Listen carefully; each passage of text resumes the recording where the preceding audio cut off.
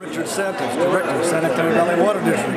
It's an honor and pleasure to be here to see some young talent and evaluate them here at the National Hispanic University. By the way, we have great programs in water conservation, how to save water throughout the Santa Clara Valley Water District. You can call me at 408-265-2600 or my personal number 408-234-7707. I'm also a volunteer. I'm looking for other volunteers. This year in Alviso, the community of Alviso, I was born and raised there. We have an Alviso Santa program. We need volunteers. It's our 25th anniversary. We give gifts, scholarships, and everything else. So if you want to come, just call me at 408-262-0879. I appreciate it and thank you. For being here. This is the third series this year. Dr. Carlos Bonzón, ¿estás listo?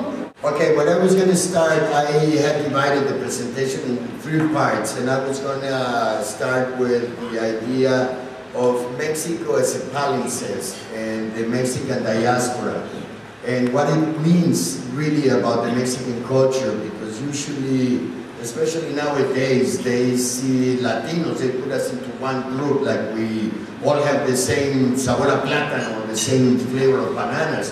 And they don't see that we're really a fruit salad with a combination of many groups. Right now, it's estimated that Mexico, just to give you an idea, has more than 52 different ethnic groups and 52 different languages that pretty much we don't hear about them. And that makes Mexico a very diverse place with all of its complexity and its problems. But Mexico is really diverse. And the way the Mexican history has worked, usually historians and in the academia, they really don't focus on all those different stages that Mexico has gone through. And just to think about it, when the Olmecs, that is the oldest culture, it's estimated that it's about 5,000 years that they started building the first civilization and what we know today as Mesoamericas in Mexico. They were all over what is Mexico today. They were the ones that discovered Acapulco, so when you see Acapulco now in Hollywood, they were already dancing in Acapulco, and they have disco places, and they enjoyed Mexico 5,000 years ago. And they started expanding all over Mexico, and what they found, because of the richness of our geography and our resources, that in one place that a culture in Mexico could be was not enough. They really needed to have contact with other places, because in Mexico, if you think about Mexico, it's really a pyramid. Mexico City, it's right on the top of the mountains in what it's called the Eje Volcánico, that it's all the volcanic mountains that we have in the Mexican Valley. Thank you. Yeah, that's very fast. Good. Thank you. Sí, Rubén Ábrica, I'm a city council member in East Palo Alto and also a part-time instructor at the Anson Community College, and actually adjunct faculty at the National Hispanic University.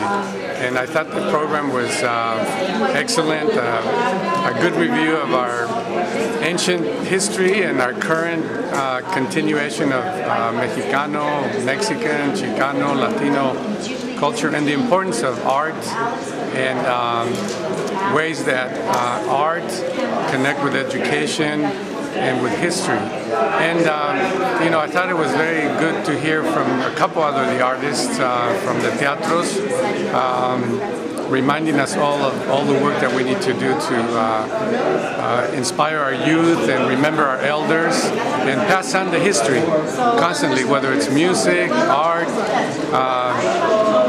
you know, dance, everyday life. In fact, you know, people themselves every day are creating art and passing on their poetry through their cuentos and stories to people. So, you know, it's very good, and I'm glad that this is going on. I congratulate everybody, Dr. Martinez and the Castellanos Foundation and all the people who've been working on this. Hi Frank, I'm Betty Martinez. I'm a school board member at the Mount Pleasant Elementary School District.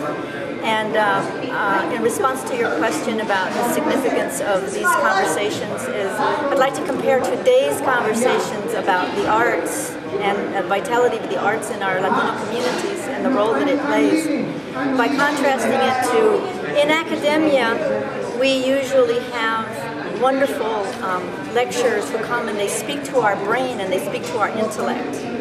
And what the arts brings is they speak to us about cosmology, and that resonates in our soul and in our hearts. So what the series has done is that it has brought a continuity to our intellect, our heart, and our soul. And I think that was a very significant way to end this Distinguished Speaker Series, and I think it was very genius of my husband Ramon to have planned it that way. Thank you. Of course, thank you, Betty. My name is Laura Casas Fryer. I'm a trustee to the Foothill Dance and Community College District. And what I've gained from this series is that it has given me ammunition to fight the anti-immigrant fervor that's out there in the community. You know, we've been given lectures from writers, from artists, from people in the legislature, and we count in this country. And our voices must be heard, and that's what it's given me. It's given me ammunition to fight the anti-immigrant fervor. Thank you.